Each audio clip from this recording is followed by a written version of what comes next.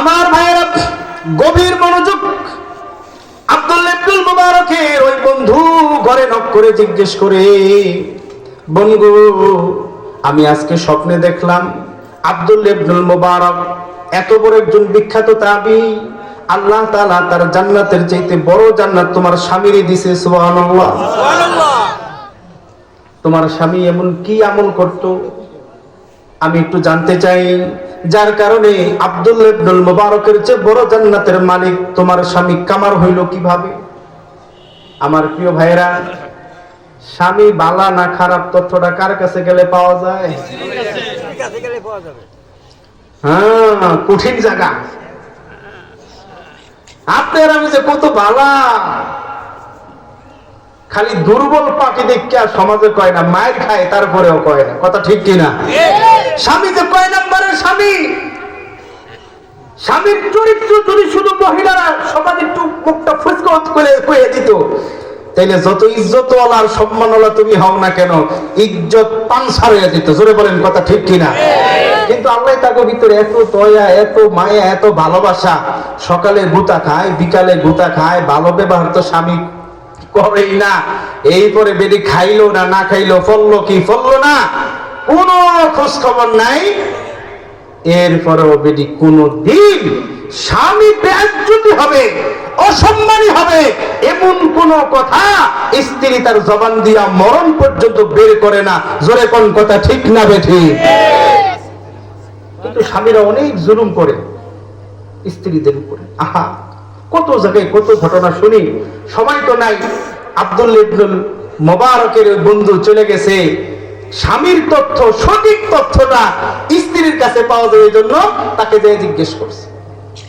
ভিতর থেকে ডাক দিয়ে বলে, আমার স্বামী তো একজন সাধারণ কামার। কি ভাই? কামারে তো কোনো আমল ওরকম আলেম না, কিছু জানে না, সারাদিন কর্ম নিয়ে ব্যস্ত থাকতো, বেশি তো আমল করতো না।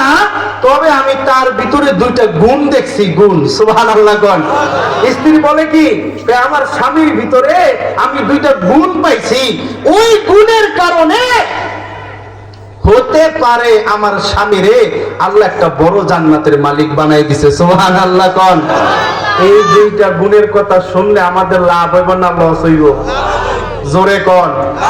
জান্নাত শুরু হইব না বড় হইব? শুনলো হইব না আমলও করতে হইব? দুইটা গুণের উপরে আমল করতে পারলে জান্নাতের মালিক বানাবেন কে? কারা কারা আমল করার জন্য তৈরি আছি? নারায়ে তাকবীর। আল্লাহ আমার সোনার ভাইদেরকে কবুল করেন, বলেন আমিন। গুণ কয়টা? কে করছে? কামারে। কামারের ভিতরে দুইটা গুণ। মনোযোগ দেন, আমার ওয়াজ শেষ, হুজুর এখনই চলে আসবেন। আমার প্রিয় বন্ধুগণ, স্ত্রী আমার ভিতর থেকে আব্দুল্লাহ ইবনুল মুবারক রাহমাতুল্লাহি আলাইহির বন্ধুকে বলতেছেন, ভাই আমার স্বামীর ভিতরে আমি দুইটা গুণ পাইছি। আমার বন্ধুগণ, দুইটা গুণের কথা স্ত্রী আব্দুল্লাহ ইবনুল মুবারক রাহমাতুল্লাহি আলাইহির বন্ধুকে জানাইলেন। আমার স্বামীর ভিতরে একটা গুণ ছিল। গুণ কি গুণ? আমার স্বামী আব্দুল্লাহ ইবনুল মুবারককে দেখে দেখে খালি আফসোস করত। আল্লাহু আকবার বলেন। আব্দুল্লাহ ইবনুল মুবারক কেমন ছিলেন? আব্দুল্লাহ ইবনুল মুবারক আল্লাহ রাব্বুল আলামিন তাকে ইলম দান করেছিলেন। 2 নম্বরে মাল সম্পদ দান করেছিলেন। 3 নম্বরে ইবাদত করার একটা রুচিও দান করেছিলেন। সুবহানাল্লাহ। কোন? আব্দুল্লাহ ইবনুল মুবারককে আল্লাহ 3টা গুণ দিবেন, ইলম দিবেন, ইবাদতের রুচিও দিবেন, আবার বড় লোক বানাইছেন। খাস বাংলা যেটা বড় লোক মানে অনেক সম্পদের মালিক বানাইছেন। দারিদ্রতার সবল তারে দেন নাই। এই জন্য আব্দুল্লাহ ইবনুল মুবারক আরব দেশের রোদ তো বড় কঠিন রোদ, দিনের বেলা মানুষ ঘর থেকে বাইরে হয় না, রাতের বেলা বাইরে হয়। আব্দুল্লাহ ইবনুল মুবারকের বাড়িটা আমার বাড়ির দরজার একদম বরাবরে। আব্দুল্লাহ ইবনুল মুবারক রাতের বেলা যখন সূর্যের তাপটা কমে যাইতো, বাড়ির ছাদের উপরে জায়নামাজ বিছাইয়া সারাটা রাত মালিকের কুদরতি কদমে খালি একটার পরে একটা সেজদা দিতেই থাকতো, দিতেই থাকতো, দিতেই থাকতো। আল্লাহু আকবার বলে। সেজদা দিতে পারা এটা কপাল লাগে। জোরে কোন কথা ঠিক কিনা? সবাই চাইলেই আল্লাহর কুদরতি কদমে ভাই সেজদা দিতে পারে না। এইটার জন্য একটা চান কপাল লাগে, চান কপাল জোরে কোন কথা ঠিক কিনা? আমার প্রিয় বন্ধুগণ,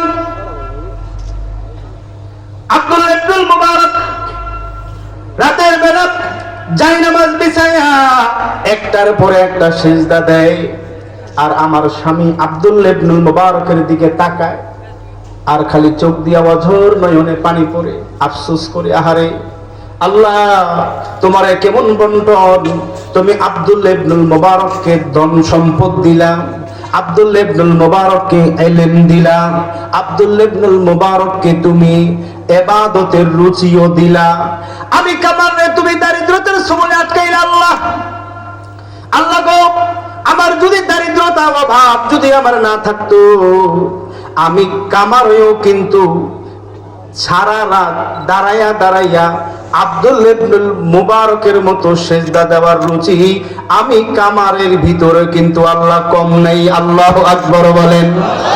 আমার স্বামী আব্দুল্লাহ ইবনুল মুবারকের দিকে তাকাইয়া তাকাইয়া এই আফসোস করতো। আব্দুল্লাহ ইবনুল মুবারক সেজদা করে কামার বাড়ির দরজার সামনে, দিনের বেলা দোকানে কাজ করতে পারে না, আকাশের রোদের তাপ আবার আগুনের তাপ, দুই তাপে কামারের আর কুলায় না। রাতের বেলা দরজার সামনে বৈশা বৈশা ওই যে দা কাচি বানানোর জন্য কামার আগুনের ভিতরে লোহাটা পোড়া দেয়, বের করে আর পিটায়, আর ওই যে কার দিকে জানি তাকায়া থাকে, কন্যার নামটা কি, আব্দুল্লাহ ইবনুল মুবারকের দিকে তাকায়া থাকে, আর অজর নয়নে কান্দে আর আফসোস করে, আল্লাহ আমারে তুমি কামার বানাইছো, আমার কোনো আফসোস নাই। মালিক তুমি আমার কামার বানাইছো, আমার কোন আফসোস নাই। আমার যদি দারিদ্রতা সবল না দিত গো আল্লাহ, আমিও কিন্তু মনটায় চাই আমি আব্দুল্লাহ ইবনুল মুবারকের মতো দাঁড়াইয়া দাঁড়াইয়া তোমার কুদরতি কদমে সেজদা দেই। আল্লাহু আকবার বলেন।